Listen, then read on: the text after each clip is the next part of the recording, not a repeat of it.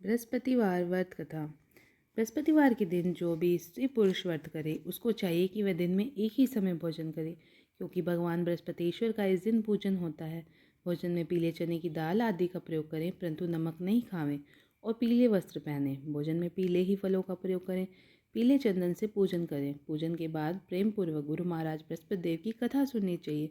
इस व्रत को करने से मन की संपूर्ण इच्छाएं पूर्ण होती हैं और महाराज बृहस्पति प्रसन्न होते हैं। धन, विद्या, पुत्र तथा मनवांछित फलों की प्राप्ति होती है। परिवार में सुख तथा शांति रहती है। इसलिए यह व्रत सब स्त्री पुरुषों के लिए सर्वश्रेष्ठ और अति फलदायक है। इस व्रत में केले का पूजन करना चाहिए। कथा और पूजन के समय मन, क्रम और वचन से शुद्ध होकर जो इच्छा हो बृहस्पति देव से प्रार्थना करनी चाहिए। उसकी इच्छाओं को बृहस्पति देव अवश्य पूरा करते हैं, ऐसा मन में दृढ़ विश्वास रखना चाहिए। बृहस्पतिवार व्रत कथा। एक समय की बात है कि भारतवर्ष में एक राजा राज करता था। वह बड़ा ही प्रतापी और दानी था। वह प्रतिदिन मंदिर में दर्शन करने जाता और ब्राह्मण और गुरु की सेवा किया करता था। उसके द्वार से कोई भी निराश होकर नहीं लौटता था तथा वह प्रत्येक गुरुवार को व्रत रखता एवं पूजन करता था। हर दिन गरीबों की सहायता करता था। परंतु यह सब बातें उसकी रानी को अच्छी नहीं लगती थी। वह ना तो व्रत करती थी और ना ही किसी को पैसा दान में देती थी तथा राजा से भी ऐसा करने को मना करती थी। एक समय की बात है, जब राजा शिकार खेलने वन को गए तो घर पर रानी और दासी थी। उस समय गुरु बृहस्पति एक साधु का रूप धारण कर राजा के दरवाजे पर भिक्षा मांगने आए। रानी से भिक्षा मांगी तो वह कहने लगी, हे साधु महाराज, मैं इस दान पुण्य से तंग आ गई हूँ। मेरे से तो घर का कार्य ही समाप्त नहीं होता। इस कार्य के लिए तो मेरे पति देव ही बहुत है। अब आप इस प्रकार की कृपा करें, यह सब धन नष्ट हो जावे और मैं आराम से रह सकूँ। साधु बोले, हे देवी, तुम तो बड़ी विचित्र हो। संतान और धन से तो कोई दुखी नहीं होता, इसको सभी चाहते हैं। पापी भी पुत्र और धन की इच्छा करता है।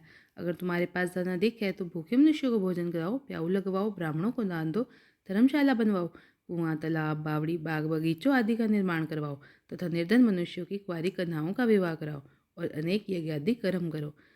इस प्रकार के कर्मों से आपके कुल का और आपका नाम परलोक में सार्थक होगा एवं स्वर्ग की प्राप्ति होगी। परंतु वह रानी इन सब बातों से खुश न हुई। वह बोली, हे साधु महाराज, मुझे ऐसे धन की आवश्यकता नहीं जिसको मैं और मनुष्यों को दान में दूं और जिसको रखने संभालने में ही मेरा सारा समय नष्ट हो जाए। साधु महाराज ने कहा, हे देवी, तुम्हारी ऐसी इच्छा है तो ऐसा ही होगा।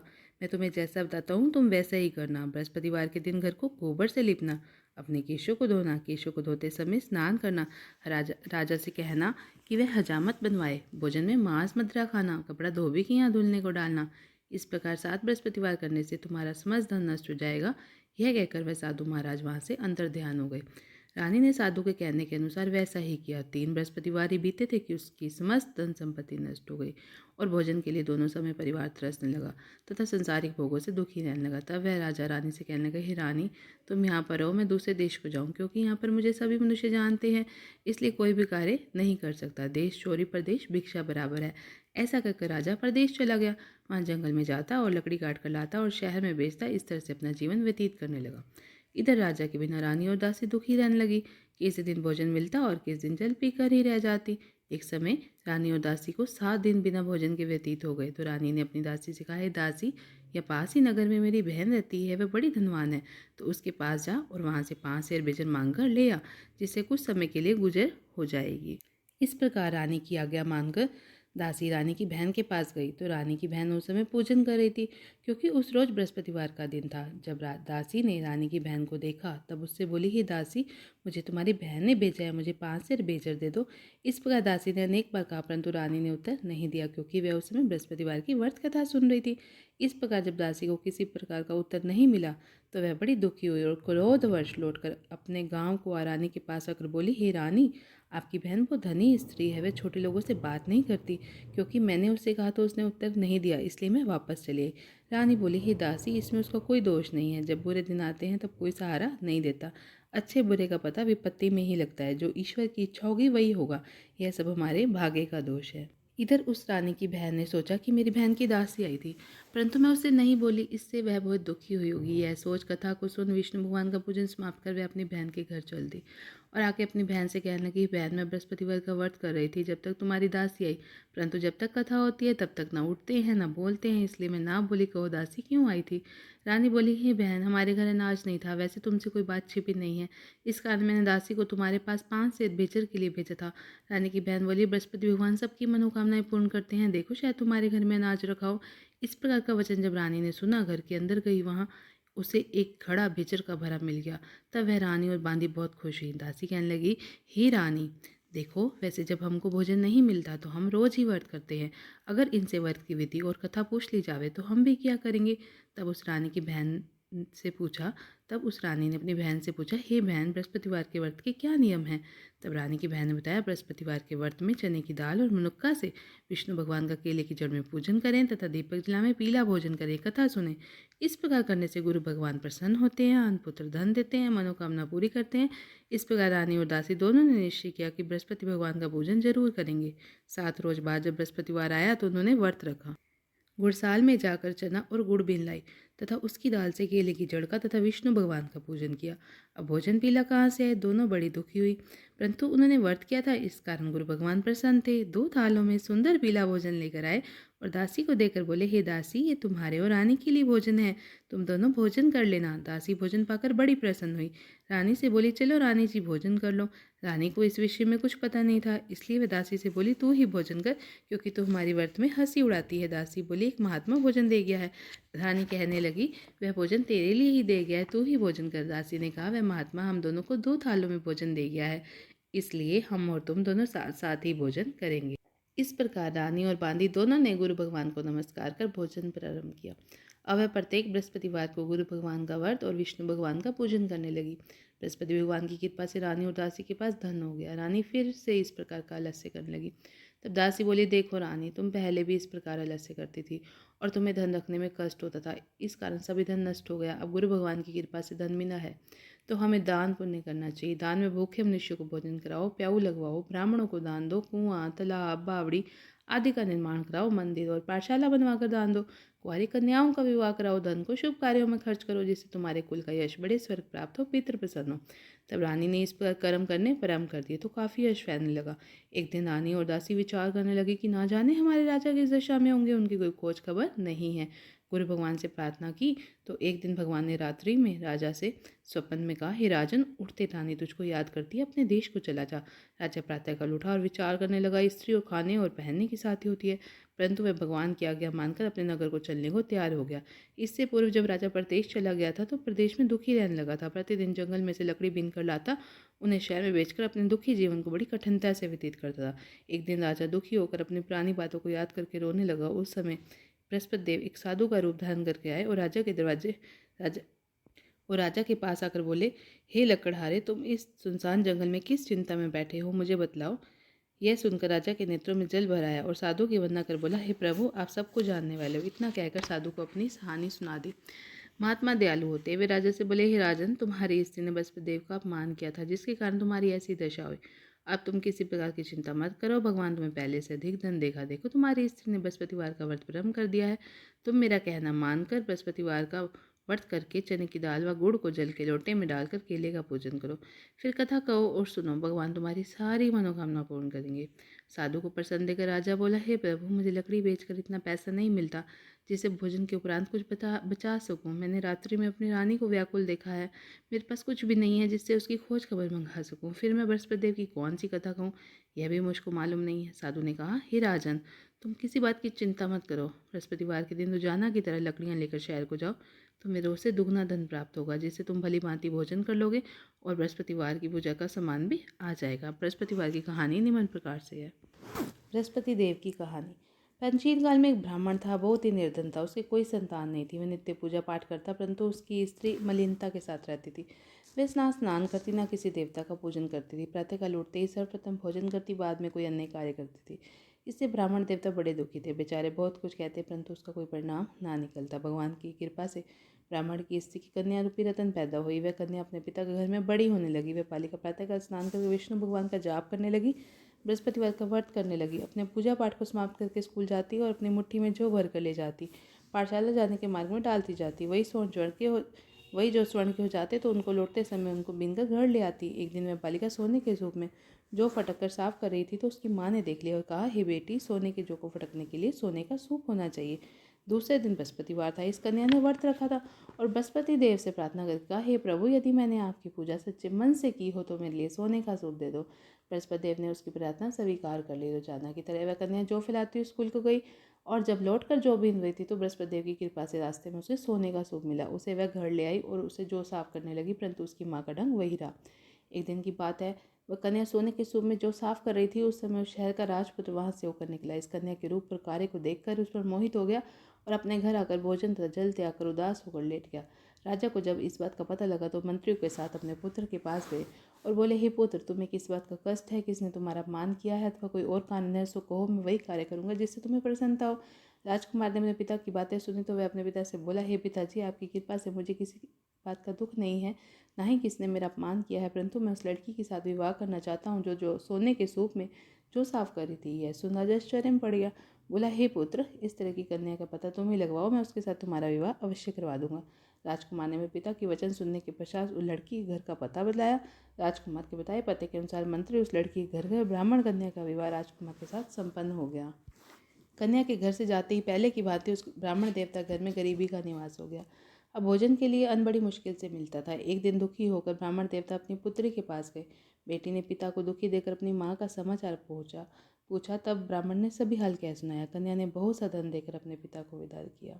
इस तरह ब्राह्मण का कुछ समय सुख पर व्यतीत हो गया, परंतु कुछ दिन बाद फिर वही हाल हो गया। ब्राह्मण फिर अपनी कन्या के यहाँ गया और फिर सभी हाल कहा।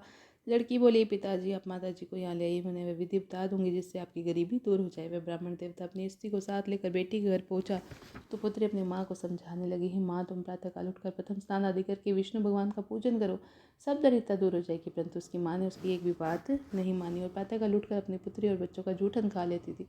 एक दिन उसकी पुत्री को बहुत क्रोध आ गया। एक रात कोठरी से सभी सामान निकाल दिया, अपनी माँ को उसमें बंद कर दिया और प्रातःकाल उसमें से माँ को निकाला, स्नान आदि करवा के पूजा पाठ कराया तो उसकी माँ की बुद्धि ठीक हो और फिर वह प्रत्येक बृहस्पतिवार को व्रत रखने लगी। इस व्रत के प्रभाव से उसकी माँ भी बहुत धनवान हो गई और पुत्रवती हो गई तथा बृहस्पति देव की कृपा से स्वर्ग को प्राप्त हुई। ब्राह्मण भी सुखपूर्वक इस लोक से सुख भोग कर स्वर्ग को प्राप्त हुए। इस तरह कहानी कहकर साधु देवता वहाँ से लोप हो गए। धीरे धीरे समय व्यतीत होने पर फिर बृहस्पतिवार का दिन आया तो राजा जंगल से लकड़ी काट कर किस शहर में बेचने गया। उसे उस दिन और दिन की अपेक्षा अधिक धन मिला। राजा चना गुड़ आदि लाकर बृहस्पतिवार का व्रत किया तो उस दिन से उसके सभी कलेश दूर हो गए, परंतु दोबारा जब बृहस्पतिवार आया तो वह व्रत करना ही भूल गया। इस कारण बृहस्पति भगवान नाराज हो गए। उसी दिन उस नगर के राजा ने विशाल यज्ञ का आयोजन किया। शहर में यह घोषणा करवा दी कि कोई भी मनुष्य अपने घर भोजन न बनावे, आग न जलावे, समस्त लोग मेरे यहाँ भोजन करने आवे। इस आज्ञा को जो नहीं मानेगा उसे फांसी की सजा दी जाएगी। इस तरह की घोषणा संपूर्ण नगर में करवा दी गई। राजा के आज्ञा अनुसार शहर के सभी लोग भोजन करने गए, लेकिन लकड़हारा कुछ देर से पहुंचा, इसलिए राजा उसको अपने साथ घर लिवा ले गए और ले जाकर भोजन करा रहे थे तो रानी की दृष्टि उस खूंटी पर पड़ी जिस पर उसका हार लटका था। वह वहाँ दिखाई नहीं दिया तो रानी ने हार की चोरी के अपराध में लकड़हारे को पुलिस बुलवाकर उसको जेल खाने में डलवा दिया। अब राजा जेल खाने में गया तो दुखी होकर विचार करने लगा, ना जाने कौन से पूर्व जन्म के कर्म है जिसके कारण मुझे ऐसा दुख प्राप्त हुआ है। फिर राजा उसी जादू को याद करने लगा जो जंगल में मिला था। उस समय तत्काल बृहस्पति देव साधु के रूप में प्रकट हो गए। उसकी दशा देखकर कहने लगे, अरे मूर्ख, तूने बृहस्पति देवता की कथा नहीं की जिसके कारण तुझे ऐसा दुख प्राप्त हुआ है। अब चिंता मत कर, बृहस्पतिवार के दिन जेल खाने के दरवाजे पर 4 पैसे पड़े मिलेंगे तो उनसे बृहस्पति देव की पूजा करना, तेरे सभी कष्ट दूर हो जाएंगे। बृहस्पतिवार के रोज उसे 4 पैसे मिले। राजा ने उसी पैसे की सहायता से अपना व्रत और पूजन किया। उसी रात्रि को जब राजा सो रहा था तो बृहस्पति देव ने राजा को स्वप्न में कहा, हे राजन, तुमने जिस आदमी को जेल खाने में हार की चोरी के अपराध में बंद कर रखा है वह निर्दोष है, वह राजा है, उसे छोड़ देना। रानी का हार उसी खूंटी पर लटका है, अगर तू ऐसा नहीं करेगा मैं तेरे राज्य को नष्ट कर दूंगा। राजा प्रातःकाल उठा और रानी का हार खूंटी पर टंगा देकर लकड़हारे को बुलाकर क्षमा मांगी। राजा को सुंदर वस्त्र भूषण देकर विदा किया। गुरुदेव की आज्ञा अनुसार राजा अपने नगर को चल दिया। जब राजा नगर के निकट पहुंचा तो उसे बड़ा आश्चर्य हुआ। नगर में पहले से अधिक बाग, तालाब, कुएं, मंदिर, बहुत से धर्मशाला आदि बने हुए थे। राजा ने पूछा, ये किसके बाग और धर्मशाला है? तब नगर के सब लोग कहने लगे, ये सब रानी और बांदी के हैं। तो राजा को आश्चर्य हुआ और गुस्सा भी आया। जब रानी ने यह खबर सुनी कि राजा आ रहे हैं तो उसने बांदी से कहा, हे दासी, देख राजा हमें कितनी बुरी हालत में छोड़ गए थे, हमारी हालत देख के लौट ना जाए, इसलिए तू दरवाजे पर खड़ी हो जा। रानी की आज्ञा अनुसार दासी दरवाजे पर खड़ी होगी। जब राजा आए तो उन्हें अपने साथ लिवा ली। तब राजा ने क्रोध से अपनी तलवार निकाली और पूछने लगा, बताओ यह धन तुम्हें कैसे प्राप्त हुआ है? तब रानी ने कहा, यह सब धन हमें बृहस्पतिवार के व्रत के प्रभाव से प्राप्त हुआ है। बोल बृहस्पति भगवान की जय। राजा ने निश्चय किया कि 7 रोज बाद तो सभी बृहस्पति देव का पूजन करते हैं, परंतु मैं रोजाना दिन में 3 बार कहानी कहा करूँगा, रोज व्रत किया करूँगा। अब हर समय राजा के दुपट्टे में चने की दाल बंधी रहती, दिन में 3 बार कहानी कहता। एक रोज राजा ने विचार किया अपनी बहन के घर हो आवें। इस तरह निश्चय कर राजा घोड़े पर सवार हो अपनी बहन के यहाँ चलने लगा। मार्ग में उसने देखा कि कुछ आदमी एक मुर्दे को लिए जा रहे हैं। उन्हें रोककर राजा कहने लगा, अरे भाइयों, मेरे बृहस्पतिवार की कथा सुन लो। वे बोले, हमारा आदमी मर गया, इसको अपनी कथा की पड़ी है। परंतु कुछ आदमी बोले, अच्छा कौम तुम्हारी कथा भी सुनेंगे। राजा ने दाल निकाली, जब कथा आधी हुई तो मुर्दा हिलने लगा। जब कथा समाप्त हुई तो राम राम करके वह मनुष्य खड़ा हो गया। आगे मार्ग में उसे एक किसान खेत में हल चलाता हुआ मिला। राजा ने उसे देखा और बोला, अरे भैया, मेरे बृहस्पतिवार की कथा सुन लो। किसान बोला, जब तक मैं तुम्हारी कथा सुनूंगा 4 हरैया जोत लूंगा, जा अपनी कथा किसी और को सुनाना। इस तरह राजा आगे चलने लगा। राजा के हटते ही बैल पर छाड़ करके गिर गया और किसान के पेट में बहुत जोर से दर्द होने लगा। उस समय उसकी माँ रोटी लेकर आई। उसने जब यह देखा, पुत्र से जब सवाल पूछा, बेटे ने सभी हाल कह दिया, तो बुढ़िया दौड़ी दौड़ी राजा के पास गई और बोली, मैं तेरी कथा सुनूंगी, तो अपनी कथा मेरे खेत पर चलकर कहना। राजा ने बुढ़िया के खेत पर जाकर कथा कही, जिसको सुनते उसका लड़का उसके बैल खड़े हो गए और किसान के पेट का दर्द भी बंद हो गया। बोल बृहस्पति भगवान की जय। राजा अपनी बहन के घर पहुंच गया। बहन ने भाई की खूब मेहमानी की। दूसरे रोज प्रातःकाल राजा जगा तो वह देखने लगा सब लोग भोजन कर रहे हैं। राजा ने अपनी बहन से कहा, ऐसा कोई मनुष्य नहीं है जिसने भोजन ना किया और मेरी बृहस्पतिवार की कथा सुन ले। बहन बोली, हे भैया, ये ऐसा देश है, पहले यहाँ लोग भोजन करते हैं, बाद में अन्य काम करते हैं। कोई पड़ोस में हो तो देखा हूँ। वह ऐसा कहकर देखने चली गई, परंतु उसे ऐसा कोई व्यक्ति नहीं मिला जिसने भोजन ना किया हो। अतः वह एक कुमार के घर गई जिसके घर लड़का बीमार था। उसे मालूम हुआ कि उसके यहाँ 3 रोज से किसने भोजन नहीं किया। रानी ने अपने भाई की कथा सुनने के लिए कुमार से कहा। वह तैयार हो गया। राजा ने जाकर कथा कही, जिसको सुनकर उसका लड़का ठीक हो गया। अब तो राजा की प्रशंसा होने लगी। बोल बृहस्पति भगवान की जय। एक दिन राजा ने अपनी बहन से कहा, हे बहन, हम अपने घर को जाएंगे, तुम भी तैयार हो जाओ। राजा की बहन ने अपनी सास से कहा तो सास बोली, हाँ चली जा, परंतु अपने लड़कों को मत ले जाना, क्योंकि तेरे भाई की कोई औलाद नहीं होती है। बहन ने अपने भाई से कहा, भैया मैं तो चलूँगी, कोई बालक नहीं जाएगा। राजा बोला, जब कोई बालक ही नहीं चलेगा तो तुम ही क्या करोगी। बड़े दुखी मन से राजा अपने नगर को लौट आया। राजा ने अपनी रानी से कहा, हम निर्वंशी, हमारा मुँह देखने का धर्म नहीं है, और कुछ भोजन आदि नहीं किया। रानी बोली, हे नाथ, जब बृहस्पति देव ने हमें सब कुछ दिया है तो औलाद भी अवश्य देंगे। उसी रात बृहस्पति देव ने राजा को स्वप्न कहा, हे राजन, और सभी सोच को त्याग दे, तेरी रानी गर्भ से है। राजा को यह बात सुनकर बड़ी खुशी हुई। 9वें महीने रानी के गर्भ से एक सुंदर पुत्र प्राप्त हुआ। बोल बृहस्पति भगवान की जय। तब राजा बोला, हे रानी, स्त्री बिना भोजन के रह सकती है, बिना कहे नहीं रह सकती। जब मेरी बहन आई तो उससे कुछ मत कहना। रानी ने सुनकर हाँ कर दिया। जब राजा की बहन ने शुभ समाचार सुना तो वह बहुत खुश हुई, बधाई लेकर अपने भाई के घर आई। तब रानी ने कहा, घोड़ा चढ़कर नहीं आई, गधा चढ़ी आई।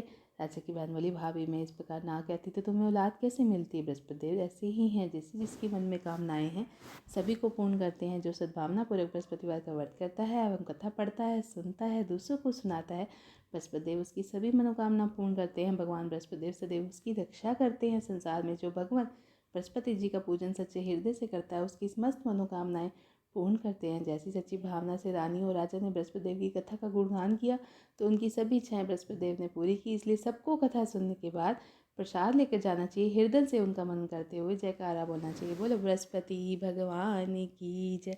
बोलो विष्णु भगवान की जय।